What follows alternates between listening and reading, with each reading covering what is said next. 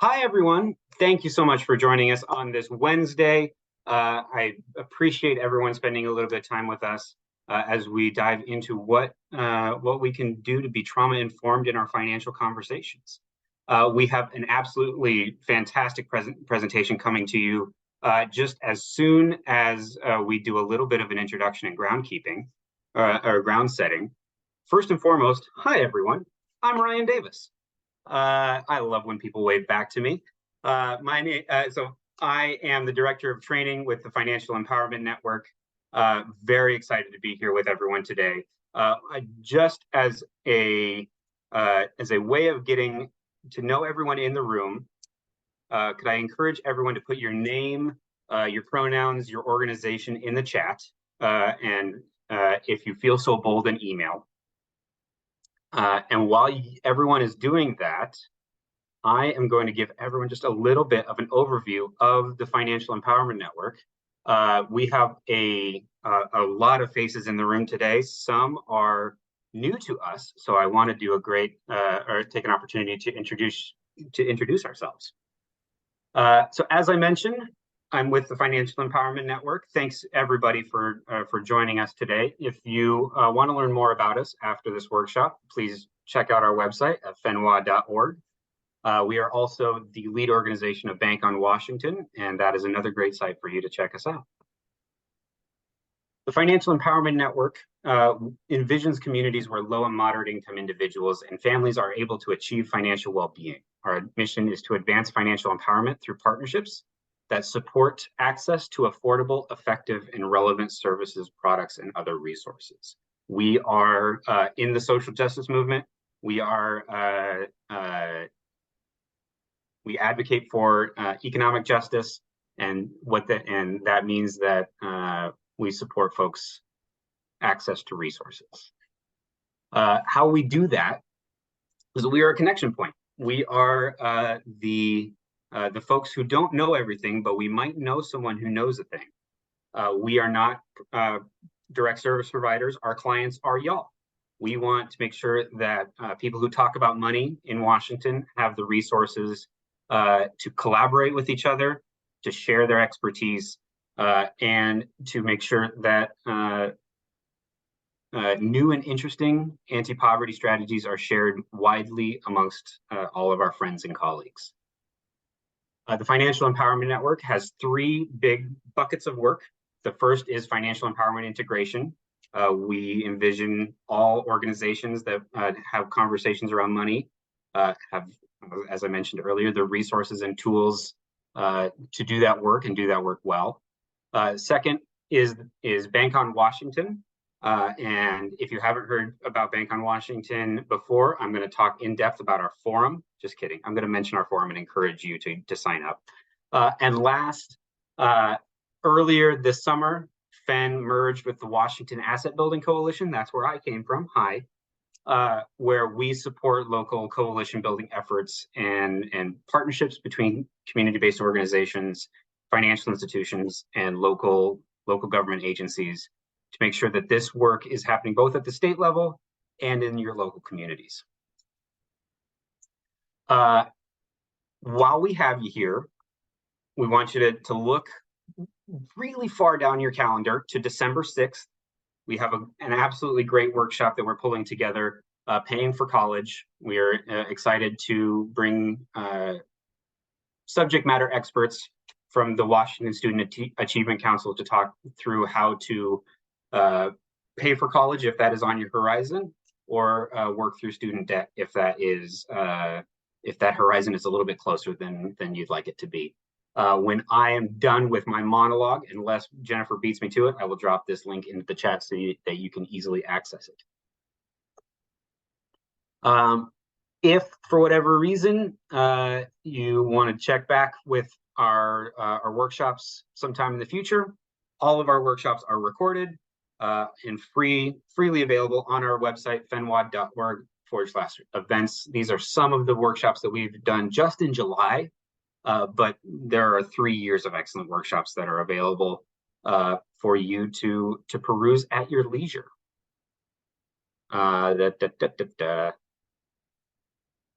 The other way that we engage in financial empowerment integration is by gathering a community of practice of financial coaches and or just people who engage in coaching conversations around money. The Washington Financial Coaching Network meets monthly. I did not update this date. It is actually going to meet next week, September 27th. Same link though. So please sign up to receive updates and the calendar invite to make sure that you are attending what is an absolutely wonderful group of people, co-chaired by Donna O'Connor of HopeLink and Barbara Maxwell of Blue Mountain Action Council. I assume you're in the meeting somewhere. Big cheers. Another one of our processes, our initiatives going on at the moment is the Foreclosure and Prevention and Homeownership Group, which meets the third Wednesday of each month, happened just previously to this meeting, where we talk through foreclosure prevention resources and homeownership services. Two great resources that I encourage folks to check out if you haven't already is the Washington Homeowners Assistance Program, which is available in English and Spanish. Links will be available in the chat shortly or when I'm done talking. Please spend a little bit of time poking around FenWADA.org. Lots of great resources around the state, provider directories, and self-service job board if you are either looking for great people to fill out your organization or looking for an organization that matches your vibes. Now it's time to talk about Bank on Washington. So I promised a little bit of a chat, but I also really want to get to Abby's presentation. So FEN is the lead organization of bankonwashington.org. Bank On is a national initiative that encourages financial institutions to create and promote safe, affordable, and accessible financial products and services. You can learn which accounts are available in Washington State. I believe there are 18. That number sounds right. Here in Washington, that you can check out at bankonwashington.org/accounts. But most importantly, please join us in about a month in Everett for our Bank on Washington Forum. This year, our tagline, our focus is fostering financial belonging. We know that access to resources is good. Feeling like you belong in a financial system is inherently better. We have an active agenda that is public that you can check out. I encourage everyone to take a look at it, and you can register now. Seats are filling up fast. We have a limited availability of spaces. So if you want to join this conversation, I encourage you to learn more and to register as soon as you can. Discount codes available for nonprofits, people who bring big groups, and I believe we're still accepting sponsorships, but that's not my space. That is the end of my monologue, and I know that everyone just got really excited because that means that we get to hear from Abby. But if you have questions for me in particular, or just want to connect with us, my email is on the screen. We're on Facebook. You'll see this video here in a couple days, weeks on YouTube, and we're on LinkedIn as well. Is that the end of my thing? Thank you, everybody. Without further ado, ladies and gentlemen, Abby Buter loves facilitating spaces for people to learn and to grow with a trauma-informed approach and focusing on self-care and collective care. Abby helps individuals know themselves better so that they can lead their most fulfilling and authentic lives. She also works with organizations to integrate trauma-informed care with their work culture, and create a space where employees feel cared for and valued. Abby is a coach, a certified Enneagram coach, and a spiritual director, but her favorite title is Auntie. Ladies and gentlemen, Abby Buter. Thank you. Thank you, Ryan. Good to be here with everyone and see 90 people. That's a lot. That's great on this Wednesday afternoon. So we're going to get started. We have a lot of content to cover, and I'm going to kind of go into a lot of things, but we're going to also have time for questions, some conversations for people to share your own experiences and what you, if you want to share with the group. So we want to make sure we utilize the chat as well. I'm going to try to keep an eye on the chat, but sometimes it's a little hard for me to have all of my, following my notes and looking at the chat and all that kind of stuff. So Ryan or Jennifer, feel free to interrupt me or give me a cue if there's a question in there, but we'll also should have time for questions at the end as well. Let's see here. So we already kind of did this saying hi in the chat and people introducing themselves, which it was great to see where everyone was from. And one quick thing we're going to do near the end is an activity, and you can participate to your comfort level, but I promise it's painless. And if you have like art supplies and you're artsy and want to do something creative, you're welcome to get those. But really, you just need like a pen and paper, or you can open a doc on your computer. So I just wanted to give you a heads up that is coming your way. So if you wanted some time to get that gathered, then you can go ahead and do that.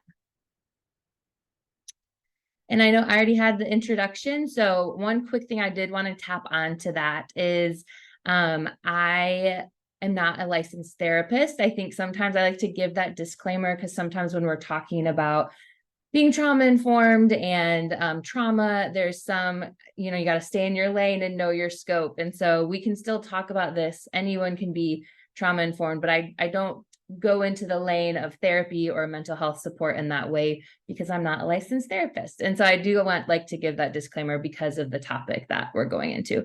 But I do have extensive experience working within organizations and creating trauma-informed cultures, which is what informs this conversation today.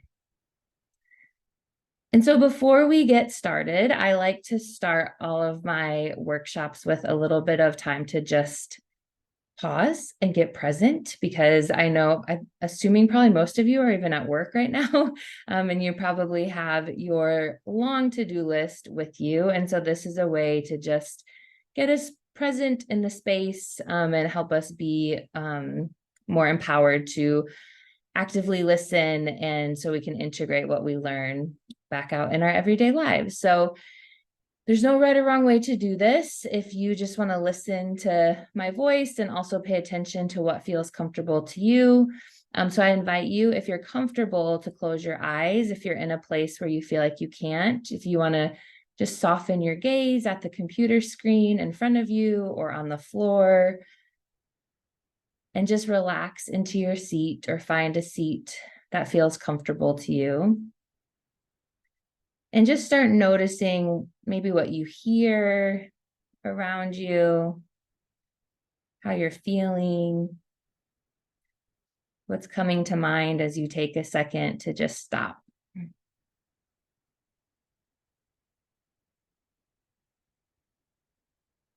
And nothing right or wrong. This is just a noticing. So just notice what comes up for you.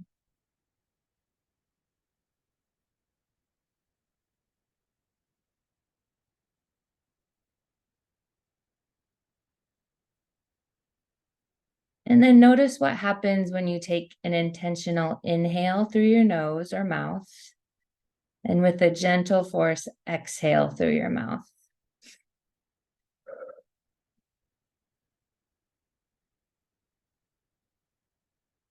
So if you want to take another breath, you can do that. You can make movement if you feel like you need to stretch a little bit, or just be still. It's your choice.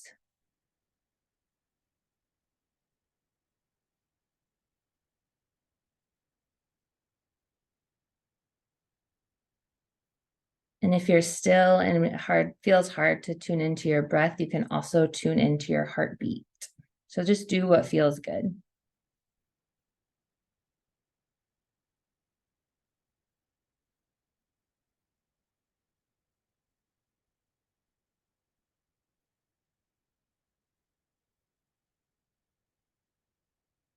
As you take another breath or feel your heartbeat or finish those movements, just want you to bring to mind someone or something that you're grateful for in this moment, and then bring that to your attention.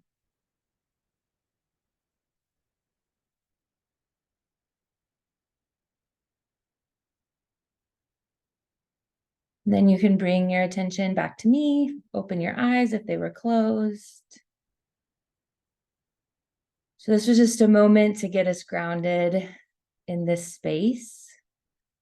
Let our souls catch up to our bodies for a second. So if you want to put in the chat how that felt, if you loved it, if you hated it, if it was hard, feel free to let people know how that felt, if it was uncomfortable. So hopefully not too sleepy. So you're not, I know we're in the after lunch, so I don't want to make people too sleepy, but all right. And remember, you can do that. That was like 3 minutes. So you can do it in your, while you're working any day.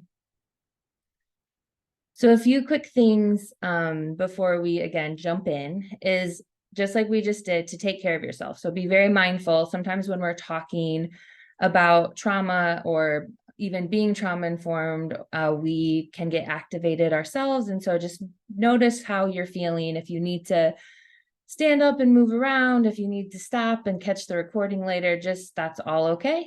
Just make sure you're paying attention to what you need. Also, you'll hear me in this webinar talking about when we talk about being activated instead of triggered. So that's just a different word choice I use for a lot of different reasons, but a lot of people are familiar with the word triggered when we're talking about trauma, but instead I use the word activated. So when you're activated into that fight, flight, freeze, or fawn response. So I wanted to make sure we're on the same page with that. Put questions in the chat. We already did that. And then this is for everyone. We're obviously going to, and it's a 101 level. So there's going to be more opportunity in the financial conversations for you all to do more talking around this at your next one. I think the forum, sounds like a great speaker is going to be present to go more into, I think, more high level systemic things around trauma. And so just know that this is kind of the foundations 101 level. And I might know things about being trauma informed, but I also don't love the ideas of experts in rooms, because I think everyone is an expert in their own way and their own story. And so that's why there will be opportunities for you all to share your experience. You all are the experts at these financial conversations, meeting with your the people you work with. I have a background in coaching, but not financial coaching. So I just wanted to set the stage there that we are in a collective learning experience here. And so I'm hoping to hear from many of you too, to help make the conversation even more robust.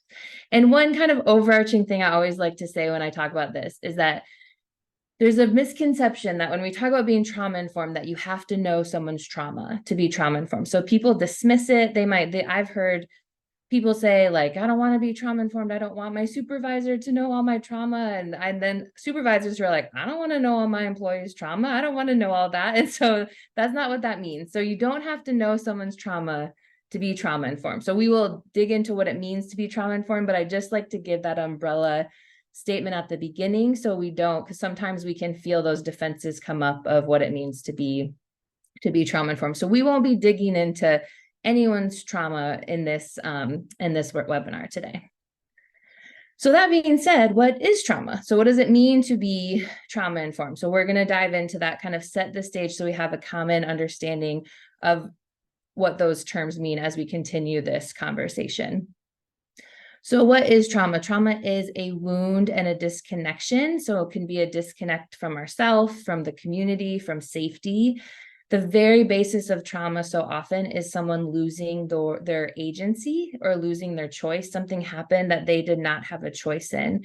It's also, trauma is what happens inside of us as a result of what happens to us. And it looks different for everyone. So there might be two people who were in a car accident, and like person one leaves that car accident and they are like, obviously it was a big event, and it could be, they could say, oh, that was traumatic. Yeah, that was scary. But then they kind of move along and it doesn't stick with them. They don't feel more activated when they're driving the next day, and they kind of move along. And then person two, who is also in the accident, could say, I don't know that I can drive for a long time. That was very scary. It was more traumatic for them. And so the same thing happened to them, but they responded in different ways. Neither one of those ways are bad or wrong. It just means for some reason, one person's experience overwhelmed their ability to cope with that. So with trauma, it's an experience that overwhelms our ability to cope.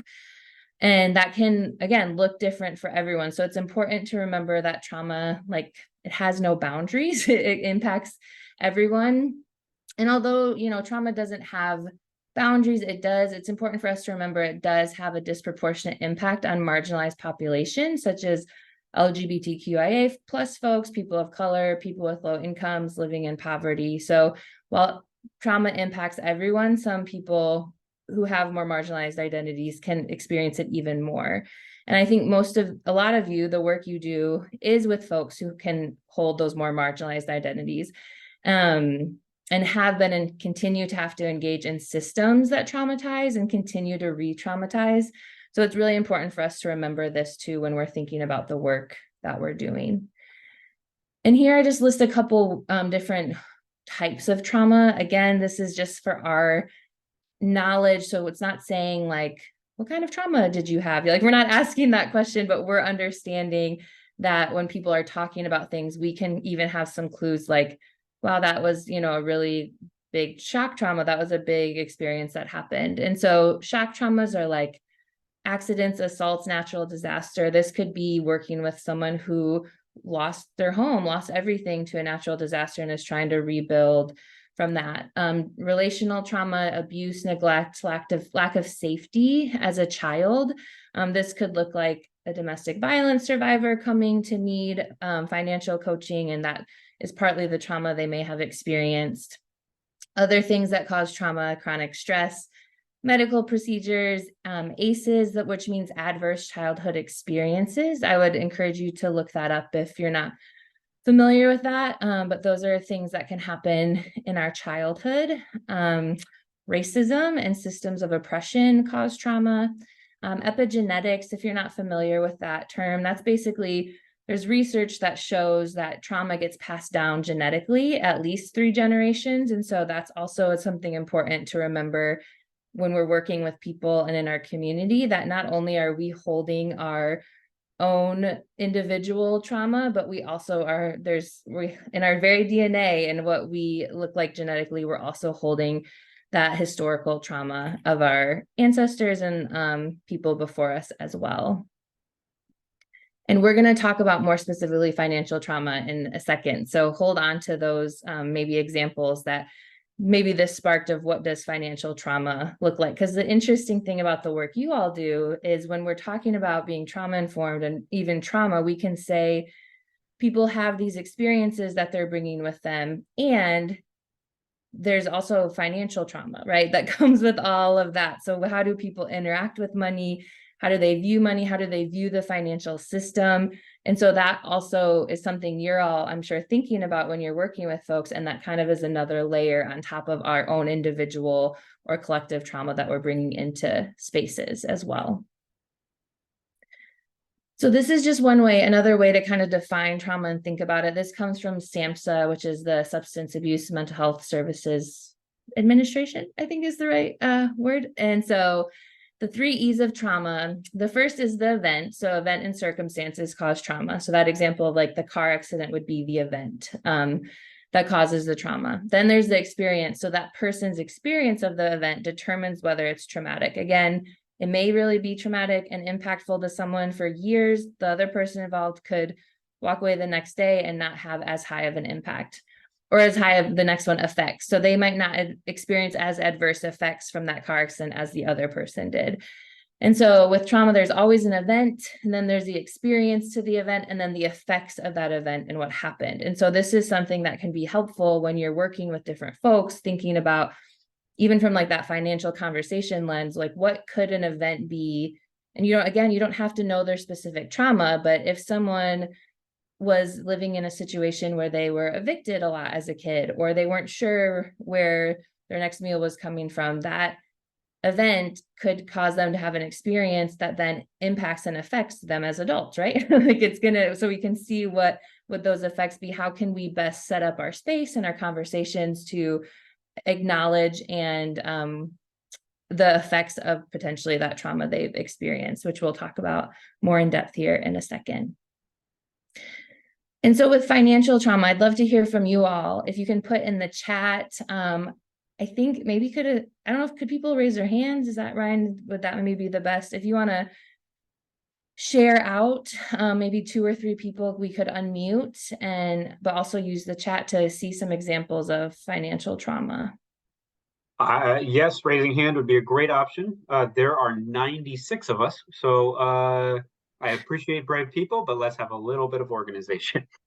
Yeah, so raise hands, and if you're not called on this time, we'll call on you next time. Yes, bankruptcy is definitely financial trauma. Foreclosure, eviction, repossession. Any hands raised? Oh, I think I see someone's hand. Taylor, yes, sir. All right. Yeah, I was thinking about because we talk a lot about this in our financial class too. And some of our kids have experienced trauma through trafficking, some of them through other forms of illegal means of gaining money. And I'll just leave it at that. And there could be a wide variety of how they're getting money, especially when they're in survival mode. But I thought about some of my students who have experienced trauma when we're talking about money, and they were involved in some pretty bad stuff. Yeah, that's a great example. Thank you for sharing that. And then I also see that Angela has raised her hand. Thank you. So one thing that we see quite often is elder financial abuse. So maybe a caregiver or a family member that's taking advantage of an elder's financial situation, posing that they're paying their bills on their behalf, but unfortunately they're skimming off the top or taking that money for themselves. Another would be identity theft or being a victim of a scam. So those are some things that can cause trauma. Yeah. Thank you for sharing. And if you're all are able to look at the chat, it's full of really good examples. Identity theft, having to move a lot, medical expenses, death of the supporting family member, domestic violence, financial abuse. Yeah, also you can see on the screen some examples I just threw up, but gambling addiction, divorce. So really good. Dealing with various social systems and public benefits. So yes, so many really good examples there. So you can see that I knew for you all it wouldn't be hard to kind of put this list together because you see it every day with the folks that you work with, that when we're dealing with money and finances and the systems you have to navigate or to survive, it gets really tricky. So it's so important to realize that we're working with people who carry and bring so much with the experiences they've had to face, and on top of that, all of the financial things they've also had to face. So we want to keep both of those in mind as we continue to talk about trauma.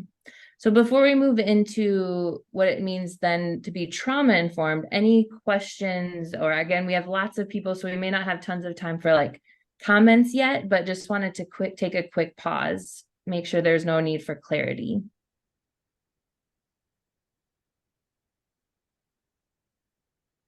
All right. So now what does it mean to be trauma informed? I think trauma, I don't know if you all agree, but I think trauma has become kind of like a buzzword. Like people will say, oh my gosh, that happened. It was so traumatic. And it's like that was not that we can judge what people say traumatic, but they're using it like I've heard someone say it after, they something silly that happened that and so I think that it gets a little misused. And when we say what does trauma informed mean, it can feel like this big word, or when people have their own misconceptions and what that brings to it. So this is a really simple definition that I like that comes from Trauma Informed Oregon, which is a great resource. They focus, they're not focused on financial conversations, but they do trauma informed work and help organizations become more trauma informed. But they say trauma informed means a commitment not to repeat traumatic experiences in whatever way possible to restore a sense of safety, power, and self-worth. And I like this definition because it's pretty simple. And it's like at the very basic of what we're doing, no matter what work we do, but with every conversation, how can we be really intentional about restoring a sense of safety, power, and self-worth for the people we're working with?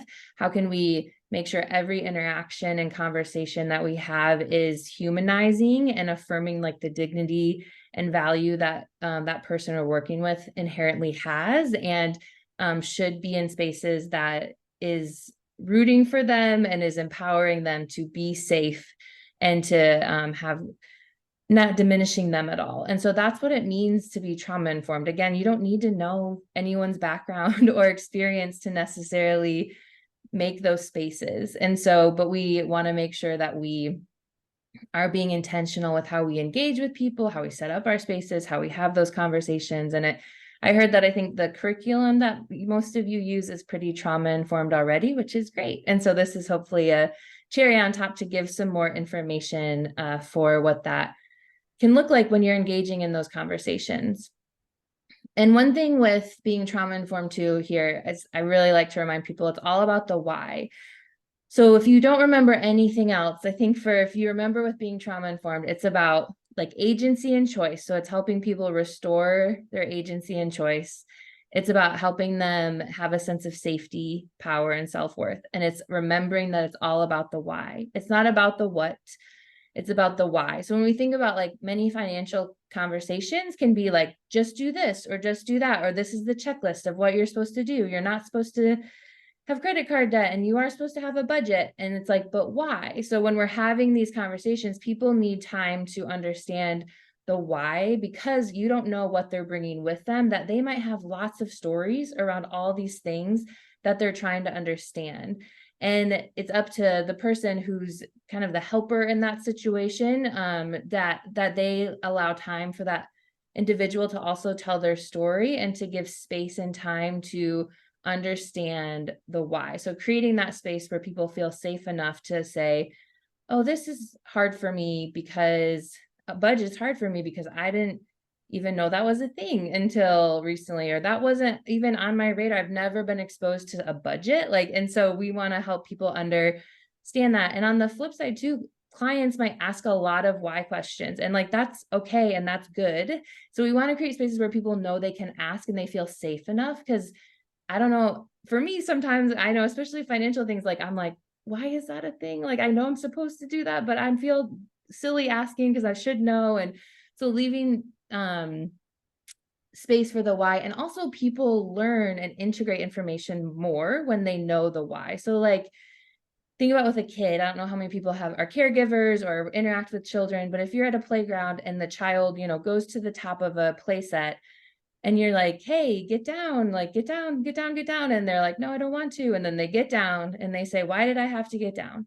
And if you as their caregiver say, because I said so, like, that's not thinking about the why. So that might not be the most trauma informed. So if you say, hey, you need a budget, and they're like, why? And you're like, because that's just what you do. That's what it is. Whereas if the child comes down and says, why did I have to get down? And as the caregiver, if you say, as your caregiver, my number one job is to keep you safe. And that's not safe. That's not safe to climb to the top. So I want to keep you safe. And so if you think about that, child goes back to the playground without their caregiver, they still may climb to the top of the play tower. But if they just think, well, they said because I said so and they're not here, so I'm going to climb to the top. Or if they think, oh, they said I shouldn't because it's not safe, so maybe I won't. So it's just that why. We need to explain the why behind what we're doing instead of just assuming people know, and not giving them space to ask those questions as well.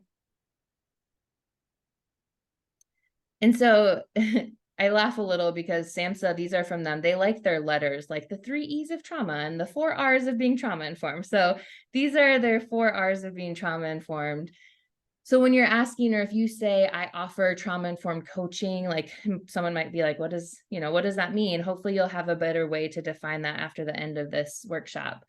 But when we're trauma-informed, what we're saying is we realize the impact of trauma is widespread. Like almost everyone has experienced trauma. That is a pretty safe assumption you can make on the whole. And if just even like we experience individual trauma, we experience collective trauma. An example of that would be like COVID. And so with the 3 E's, COVID was the event. And then everyone experienced, though, that event differently. And then the effects of that was very different on different populations, regard whether what identities you hold, where you live. And so thinking like that. So it's an individual realizing the impact of trauma is widespread individually and also collectively. And then recognizing the signs and symptoms of trauma in yourself and in clients. And this is an important thing I intentionally say, because we as people who offer coaching, who are in like helping professions, who work with people, especially people who have high experience of trauma, we have to know and recognize and do the work to know in ourselves what activates us, what it looks like when we're activated, where we need to make sure that we're paying attention to those own signs and symptoms in us, and where even a client or someone we're working with could activate something with us. So it's important to know that for ourselves as well as the people we're working with. So when we think about some of those financial traumas that were listed, that's us acknowledging we know trauma is widespread. Like I think everyone on this call realizes the impact of trauma is widespread.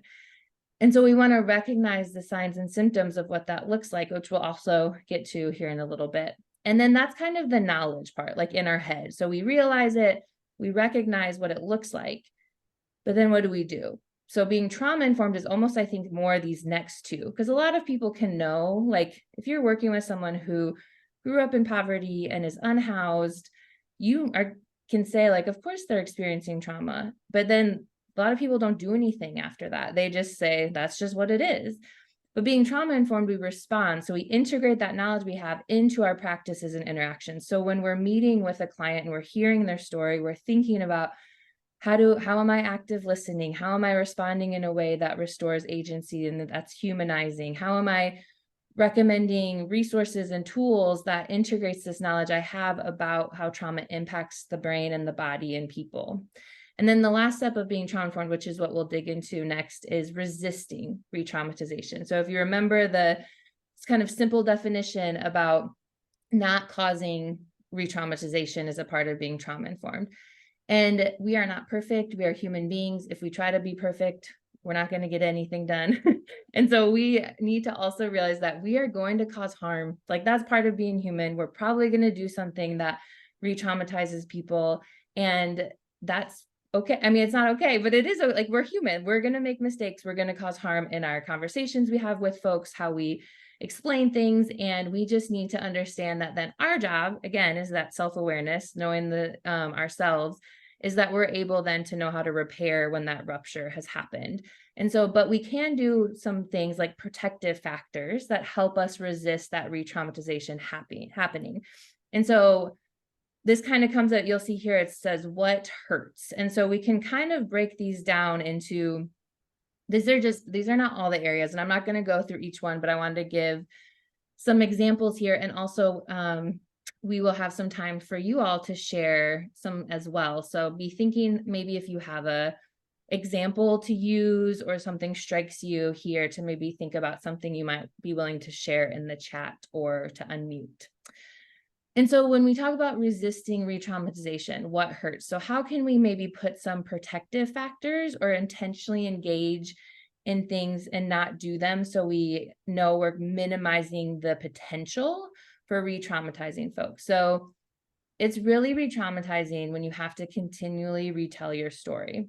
And so I don't know that this is how it works, but for example, if you work somewhere and you offer mentoring or financial coaching to someone, and you have like an intake person, and that person has to ask the individual their story or their background or what they're looking for, then that intake person passes to the counselor or the coach. And then that counselor and coach is like, okay, tell me your story. So they have to tell it all over again. And so being careful, or maybe something comes up and obviously you can't remember everything, but if something comes up and the individual, is struggling with the idea of opening a bank account or making a financial decision, and then you say, tell me again why this might be hard for you, or tell me in your story. So these are ways we need to make sure we're not making people retell their story, and that we're creating space for people's story to unfold as they choose for it to. And so making sure that they're giving option to unfold their story as they want to. Another thing, being seen as labels. I think that's something that we make sure we pay attention to how people refer to themselves. And I think most of you probably know all this is not new to you, but we don't say homeless person, it's some person experiencing homelessness, or an unhoused person, someone experiencing being unhoused. And so being careful with how we don't see people as labels. And with no choice, we talk like being trauma informed, remembering trauma takes away our agency, takes away our choice. So how are all the ways when you engage with someone, how you can introduce their ability to make a choice? So this could look like using invitation language. When we did the pause kind of meditation thing at the beginning, you may have noticed I use language. I invite you to close your eyes if that's comfortable.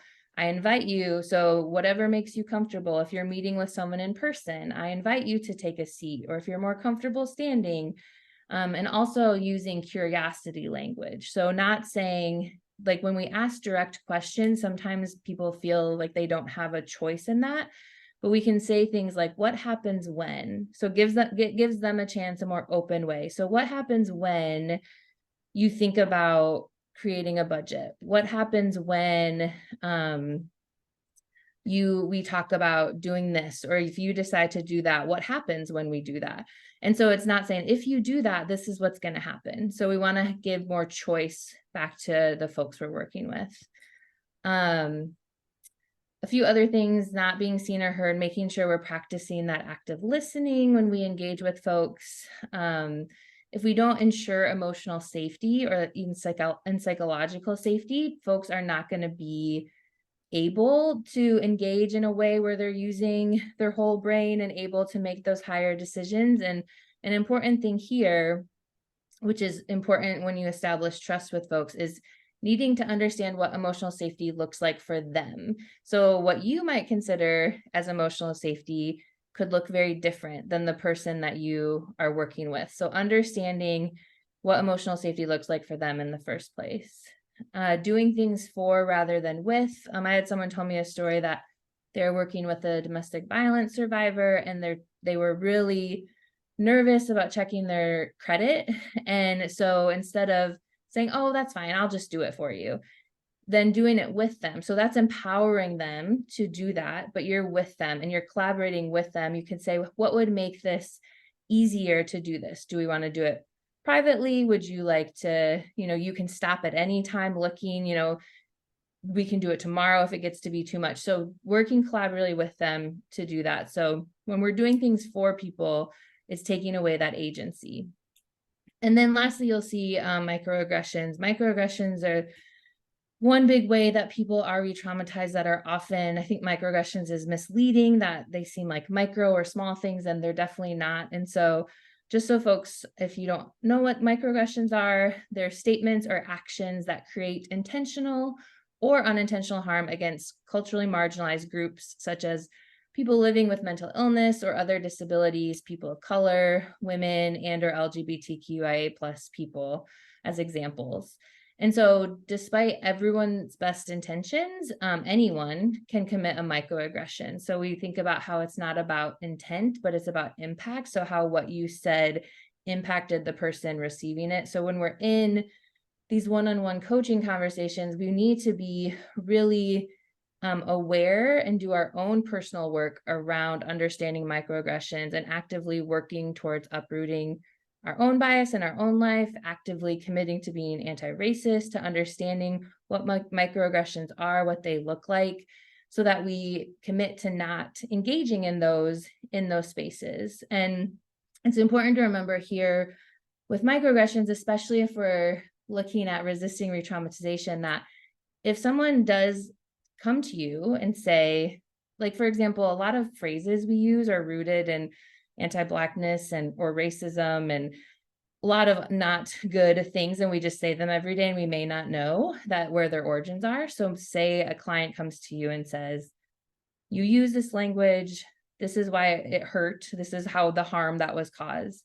So you have an opportunity to respond in a few different ways, but you could respond and say, it's not a big deal. Everyone says that. Like, I didn't mean to, I didn't know, but everyone says it. That's being really sensitive, like, kind of brushing it off or getting defensive, because sometimes when people confront us with things, we feel a lot of shame. So then sometimes we double down, and that's not always helpful. So in a trauma-informed environment, if someone is brave enough in the first place to come to tell us how we may have caused them harm, it's important that if someone says it's a microaggression and that they were harmed in that way, believe them, first of all, believe them that is true and that is their experience.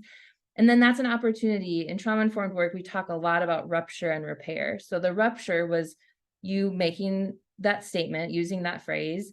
And then the repair comes in, you have the opportunity to like regulate yourself, maybe take a deep breath and say, I did not know that. Thank you so much for telling me. I'm sorry that I used that language. I won't ever use that phrase again. I didn't know, but now that I do, I won't use it again.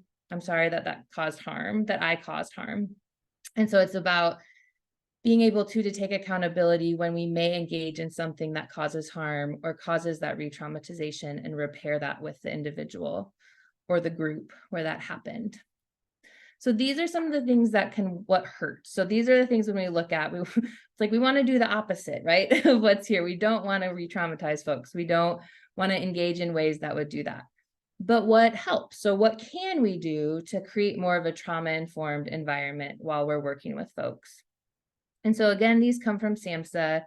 There's 6 principles with a little tweaks, but for being trauma-informed. So we've kind of talked about a lot of these, so I'm not going to go into all of them, but with safety, we want to remember that's physical safety. So I don't know how many folks meet with people in person, and some might meet people virtually, but being really mindful of the space. So people who have experienced trauma, who have experienced abuse, their agency is taken away, they're very mindful of the spaces they enter. They know how many people are in there. They may know where the exits are. The lighting is really harsh, like from everything in that space. How can you make your space the most inviting? How can you say when they maybe come into your office, you can sit here, the door's right here, the door to leave is here, the bathroom's here. How can you also do ways to engage with their safety to make sure they feel as safe as possible? With trustworthiness and transparency, like that's being really clear about what they're getting into, right? When I'm sure you guys do this well, of explaining to people, this is what this means when you engage with me as a coach, or when we're going to have this conversation, here are some of the things we're going to talk about, and everything's confidential. So how can you be really transparent? Because that's another thing with trauma, when our agency and choice is taken away. We also, again, we don't know why about a lot of things. We don't know, nothing is super transparent in a traumatic situation. And with collaboration and mutuality, one thing I like to talk about here is it helps when we're working in a trauma-informed environment to really value collaboration and that mutual work, because trauma often involves power differentials. So it's important to level out power differences as much as possible. And for us, if you're in the power position as like the coach, you're automatically seen as like the expert. And so sharing power is a key element to a trauma-informed approach. So if you're the coach or the one coming in kind of with the subject matter expertise, you're automatically seen as the one that holds power. And you also might hold different privileges than your clients based on your race, education status, socioeconomic level, genders. So it's important to remember those identities that you hold that may give more power from the society lens and from the systems and structures over someone you're working with. And so it's important when we recognize those privileges and identities that might give power over, that we can have that self-awareness so that we don't let those biases impact our assistance to the folks we're working with. And so asking that question, so how do we move from power over to power with, so it's more collaborative? And then with cultural, historical, and gender issues, again, this is something so important, especially with the work everyone does and working with folks, that when we're in a trauma-informed space, the hope is that we know anyone engaging in that space, especially providing services, is doing the work personally and systemically and within their organization to erase the biases and stereotypes that so often happen based on race or gender identity. And this also means honoring the traditional cultures of clients and communities and recognizing the presence of that community and historical trauma. And so if we're working with someone was mentioning how one group works with folks who are refugees, and who may be immigrants and refugees. So if you're working with them and you don't share those identities, you may be talking about things they're not as familiar with. So you might have to go slower. You might have to explain things differently, that why these things are happening if we don't have the same context, because it might feel like people are speaking from two different planets because we don't have the same context. And also, like, many cultures and countries, are hyper individualized. So finances are a personal problem. They're meant to kept private. You just figure it out. You don't talk about it to folks. And so that's one kind of, culture standard. And then there might be another person you're working with who other cultures and countries are more collective. And it's normal and celebrated to share your resources, to help your family or community out financially. That could go against the standards of what the other person thinks. So not judging the way people use their money or the context that they're coming from. And so how do we have that cultural awareness within the conversations that we're having there? I think, Karen, go ahead. Yeah, our experience that we've noticed in the last few months has been the acceptance of whatever's been said instead of questioning. Cultural differences, there's cultural, and that there's a shame built around money. You don't talk about it to people, period. But then there's especially if you're working with an organization like Habitat or other groups where you're giving them the details and asking them to make a choice, or you're giving them the details, they're just like, okay. And if there's a language barrier, that is traumatic when they figure out later that they should have known better.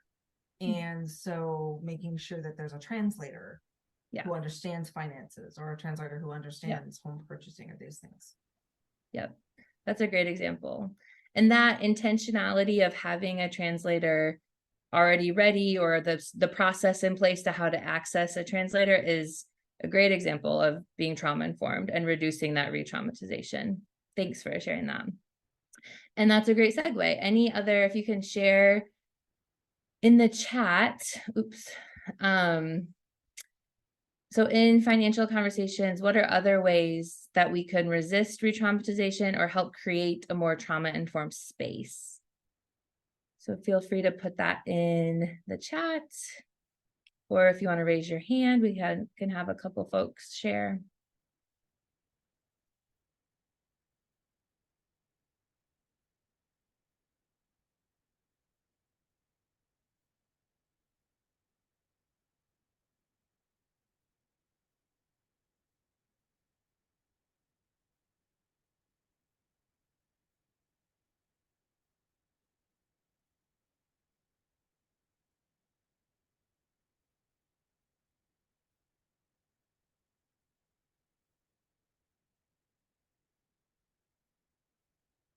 So I'm talking about detecting people who aren't trustworthy early in the game. Thank you for sharing that.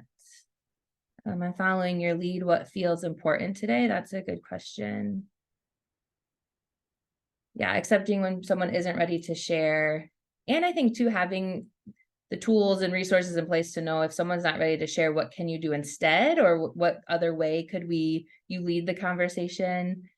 Avoiding language that shames people, especially for things outside their control. That's great, Mandy. So much. I think a lot of things happen outside of control. Okay. Kitty, go ahead.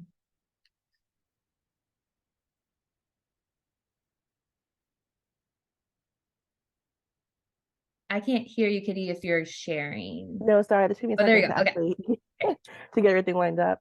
I work with domestic violence survivors, and we work with, of course, we have many conversations regarding financial abuse. One of the things we do right from the beginning, from our very first session or very first class, I teach classes, is we acknowledge from the beginning that some of the conversations that we have can be triggering. We use the word triggering. We'd really talk about fostering a brave space versus a safe space.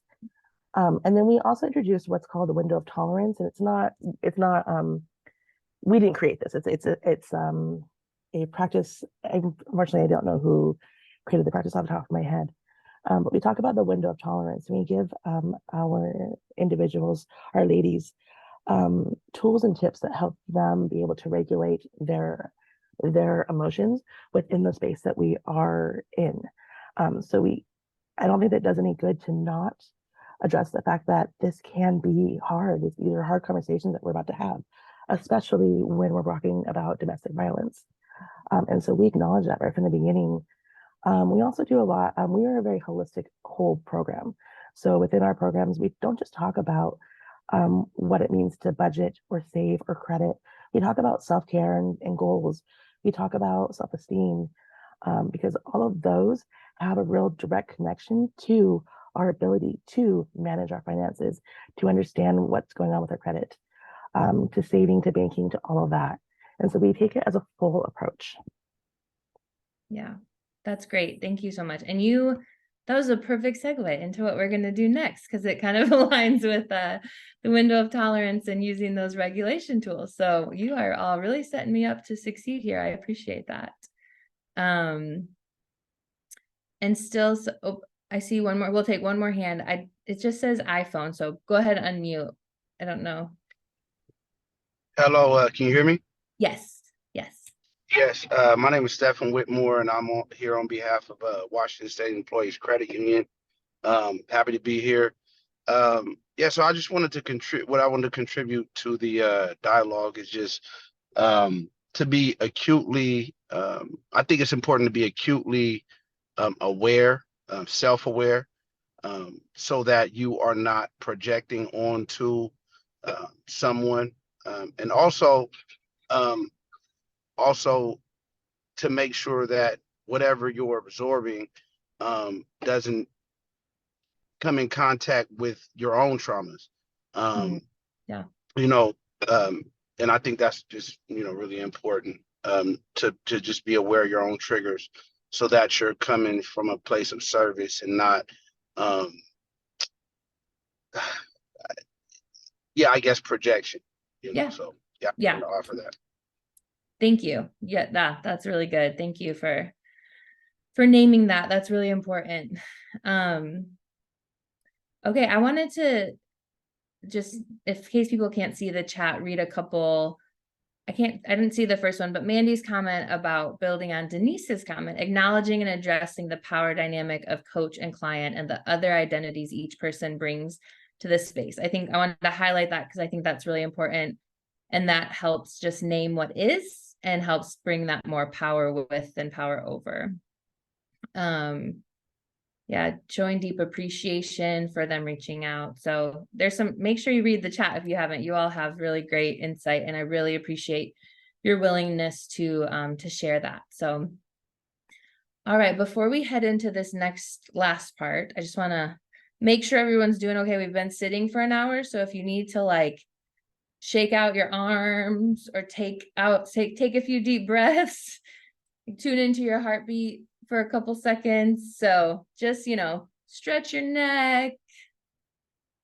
I know I like to shake my arms. So just kind of, if you need to stand up, we're not going to take a long break, but just wanted to have a quick movement break if we needed to, because we've been talking through lots of things. So, and then if you then can look around your room and notice everything blue. Just look in your space. You might not have much, but if you look around, you can even just do it with your eyes. You don't have to even move, but just notice everything blue in the space.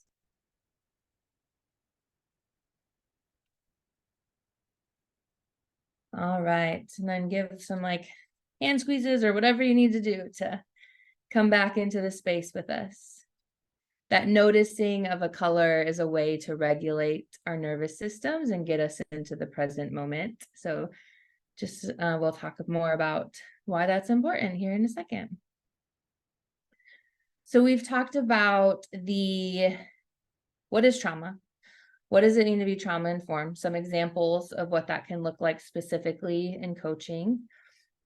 And so we're going to give some more, go kind of down now into our brains and our bodies and how we respond when we're activated. So we can do a lot of protective factors and be intentional about how we create spaces, the language we use, how we engage with those we're coaching.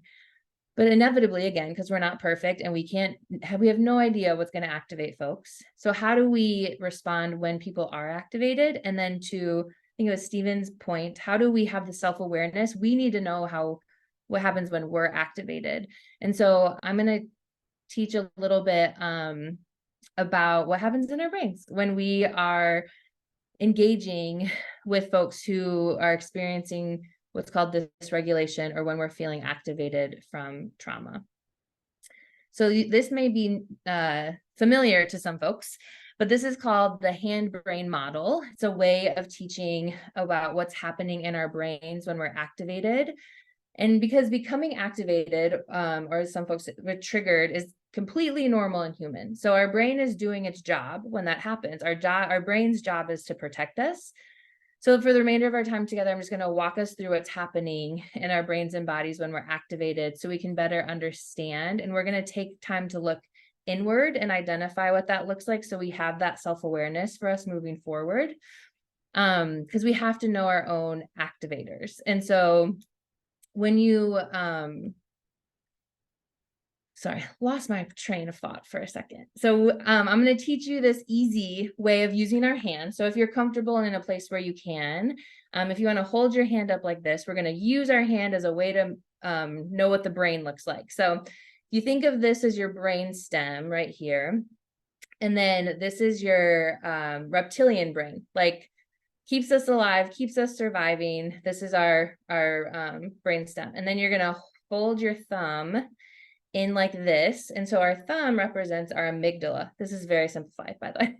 And this is our emotional brain. So this is where all our emotions happen. And this lives right here. And then your fingers are your prefrontal cortex. So you're going to fold those over. And this is your brain. So your prefrontal cortex is over your amygdala. Your prefrontal cortex is where we do our planning, our decision-making, strategic thinking. We come up with ideas. And that's where this happens. So when we say we're whole-brained, it's like this closed fist. So remember, our brain is always trying to keep us safe. And the way we have evolved over the years is by our brains keeping us safe. And for when something happens that activates us, that says, hey, danger, what happens is our brain flips. So we flip our lid. So this prefrontal cortex part, the part of your brain that does all your higher level thinking, as soon as you're activated, it goes offline. So what's making the decisions and what's driving the car is your amygdala, that emotional brain. That's what's driving the car. And this happens when we're activated by an actual event, but also our brain doesn't know the difference between the actual traumatic event happening and something happening that it perceives as a threat or something that reminds you of that threat. So anything can make us activated. Again, that's what happens. That's our brain's job. It's keeping us safe. And so when this happens, when it goes offline, it's is called dysregulation. It's what Kitty mentioned, the window of tolerance. When we flip our lid, our window of tolerance, it can be, it makes us shoot out of our window of tolerance and we get what's called dysregulated. This is especially important to remember for having financial conversations, because right here, our prefrontal cortex, that's where all the financial decisions are made. So we need our whole brain to make those financial decisions when we have those conversations. Like that's where our prefrontal, our strategic thinking, our planning, all that happens here. So if we're working with someone and something happens and they flip their lid, it's really important to know that they no longer, like physiologically, cannot access their prefrontal cortex until they do something somatically. So something in their body that brings them back into regulation. So they go from dysregulation into regulation. And that literally cannot happen at a thinking level. You can't reason someone back. It's like thinking about someone who's really angry and you talk about de-escalation. You can't tell someone who's angry to calm down. That is not working. That is not accessing. You can't tell someone who's activated by the financial abuse they've received to calm down. It's not that hard. Let's just do this. This is like, that's not going to work. And so we need to make sure we know how to bring people back into this whole brain model that you know, so our hands are an easy way. It's a good way to teach kids and how your nervous system works and things like that. And so when that flip the lid happens, when we lose access to our prefrontal cortex, things happen. And you may be able, and this is what we're going to do a quick activity on. You might start sweating, your chest might get tight, you might have tears come up to your eyes. So it's important to know how you personally feel when your lid is flipped, because that self-awareness comes. You might be in a meeting with a coaching client and you start feeling activated. And so you have to have enough self-awareness to recognize those signs and symptoms, and then have tools in your toolbox to bring yourself back into regulation. And so the cool thing too about this is, well, this isn't the cool part, but two dysregulated people. So if you have two, there's literally no way that they can bring, like they can't, it's impossible for them to bring themselves back into regulation if they're both dysregulated. But if you have a person regulation and then one who's dysregulated, we can co-regulate. That's a really cool thing about humans, and also pets can help bring you back into regulation. So if you are working with someone and something activates them, if you stay calm and in your regulation in your whole brain, you have the ability to help them come back into regulation so that they can get what they need.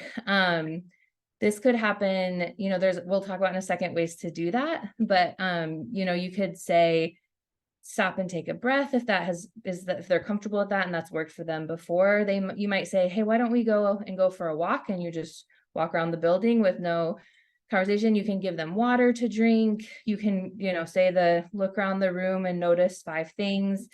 And so that's an opportunity that you have when you're coaching to help bring people back into regulation. So we're going to do a quick activity. Maybe it'll be like 3 minutes we'll have. So this is when you use your paper. So I want you to divide your paper into 2 sides. So a regulated side and a dysregulated side. I want you to think about what happens when you're regulated. What are you feeling in your body? You might feel calm. You might feel like you're breathing slower. What are you thinking? What emotions are you experiencing? So you become familiar with when you're in what's also called your window of tolerance or in your regulated state. What does that feel like? And you want to draw or make a list of what comes up. Then on the other side, you want to think about when you're dysregulated, and pay attention here. If you start feeling really dysregulated thinking about it, it's okay to stop. It's okay to not do this part.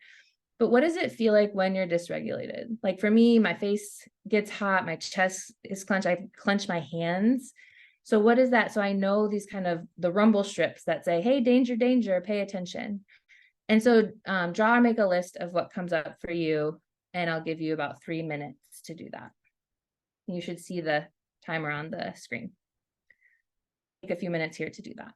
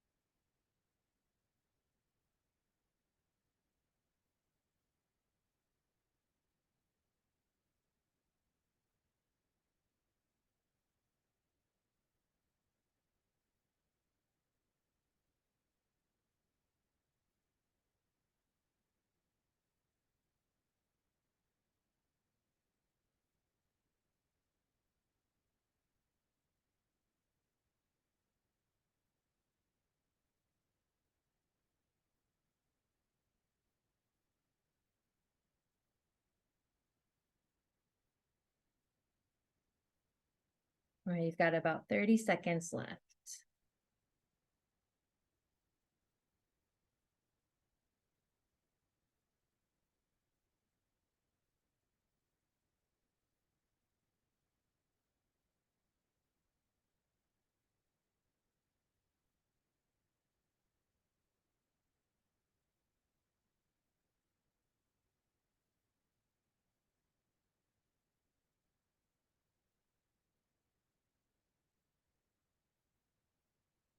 All right. So just invite you to finish that up and then bring your attention back here to the screen. This is a great activity to add to. If you weren't in a space to do that today, I really encourage folks to really think about this because like it was said, we need to know our own reactions and what that looks like, especially when we're in these spaces with folks, because when sometimes in our dysregulation, we can cause harm, and we want to make sure we're doing everything we can to protect ourselves and those we're working with from that. And I also, we're going to move right here to regulation tools. So when we are dysregulated, what are ways we can help bring ourselves or our clients back into regulation?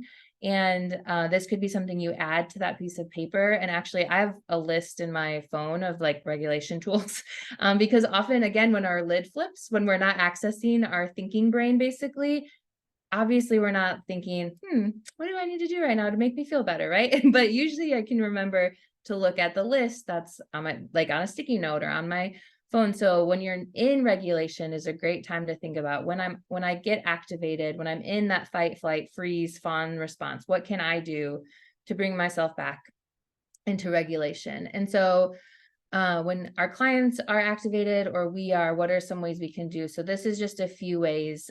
Connection, like calling a friend. It's not probably appropriate in coaching relationships, but like if for you personally, like giving a 20-second hug to someone that you love, as long as it's a hug where you're equally applying the pressure, research shows that brings you back into regulation. But any kind of connection with someone can help bring you back into regulation. Breathing again, but being conscious. A lot of folks who have a history of trauma, tapping into a deep breath can actually feel activating for them. So I like to give that disclaimer, but breathing is actually one of the fastest ways to get us back into, can be one of the fastest ways to get us back into regulation. So you can lead someone through just taking a deep breath or just paying attention to their to your voice as they really breathe. Noticing, so telling folks, notice a color, notice what you hear. That kind of gets us back into our body and helps us pay attention to our surroundings. Any kind of movement helps with regulation.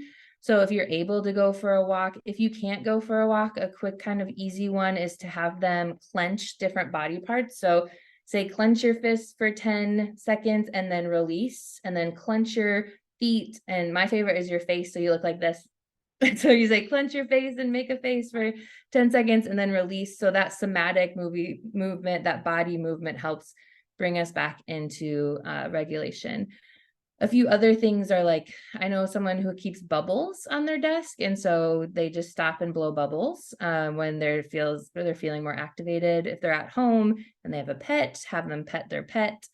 And just letting them cry. Crying is a way that our body also uses to regulate our nervous system back into regulation. So these are just a few tools. I did give Ryan a PDF of I think you're gonna send that out with email that just has some examples for folks if they are interested, and you can put it up somewhere as a reminder.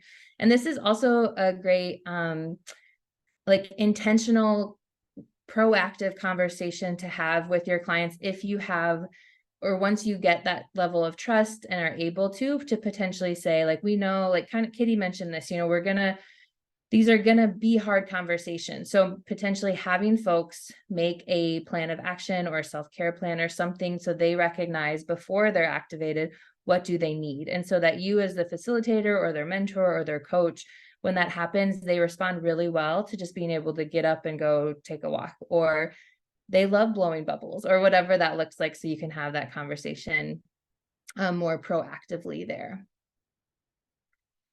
And so we wanted to end with a what now, and then we can do some open discussion or questions. I think we'll have a few minutes for that, because we don't want to just leave this information here, right? We want to, and some of this may be new information, some of it you might be like, I knew all of this, which is great. But so thinking about what action items. So I know sometimes when I come to these, I can be like, that was great information. And then I go back to work and forget everything. So even taking like like 30 seconds of what are 2 changes you can make to your coaching approach or whatever your context is to make it more trauma informed. So what are 2 changes? Could be anything. So I just want you to think about that.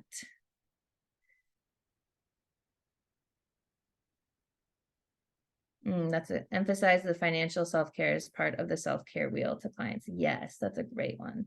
Yeah, and feel free to put these in the chat, because your change might have some influence on someone else's. And I think too, when we name things and put them out like to other people, sometimes that cements it in our brain as well. And then too, what tools or resources do you have to share with other coaches that could help help your other coaches? You guys are, that you're the experts, what you're doing. You've done this, so I think a lot of you, for a very long time. And so I'm sure, like, to crowdsource some tools or resources, wanted to leave some space for you to do that. I have heard, I knew a few folks shared like the trauma of money, and that's a really great resource. But if anyone else has any resources they want to share in the chat, please go ahead and do that so you all can crowdsource that together. Would anyone like to, because we do have a little bit of time, does anyone have any questions or would like to enhance the discussion or say your 2 changes? And also feel free to use the chat.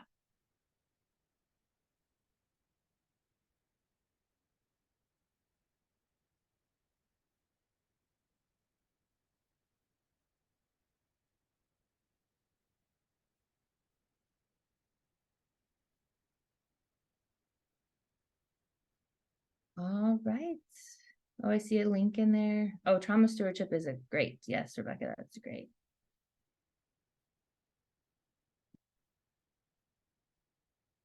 Yeah.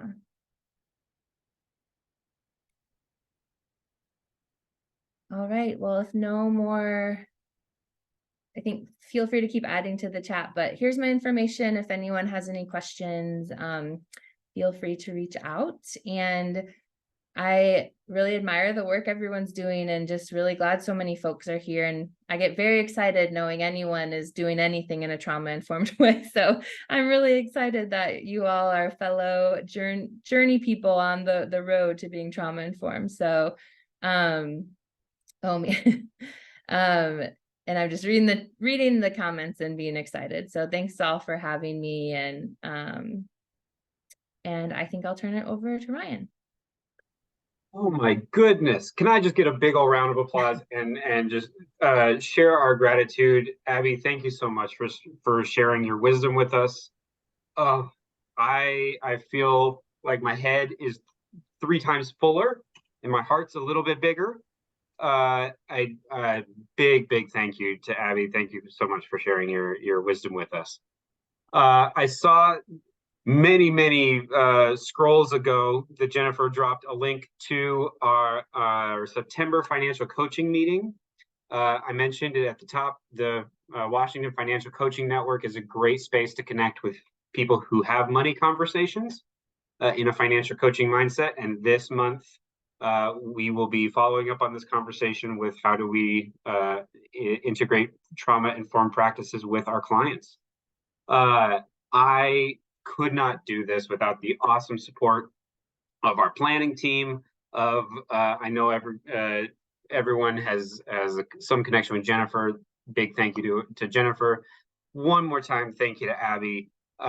This has been an absolutely fantastic hour and a half. Last call for questions before I give you guys a little bit of homework. I tried to get her contact before, but it went away before. Is it in the chat? I'll put it in the chat. There's a lot of stuff in it. The chat filled up quick. Yeah, fill that real quick. So was it your first name, last name at gmail.com? Got it. Okay. Wonderful. Thank you. Thank you. All right, everybody. Little bit of homework for you. If you haven't already, please register for the Bank on Washington Forum next month, October 23rd and 24th. We are very excited to follow up with all of the learning that we've done in 2023.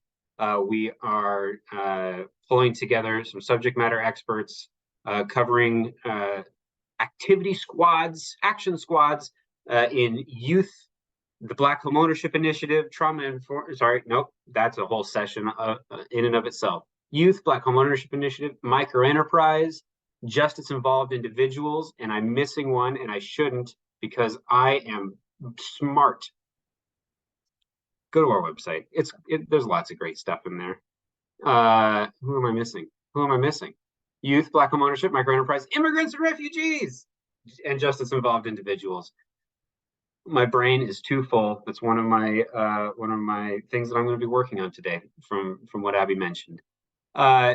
Please, when you close the Zoom link, you will get a link to a survey. Please let us know, and it's in the chat as well.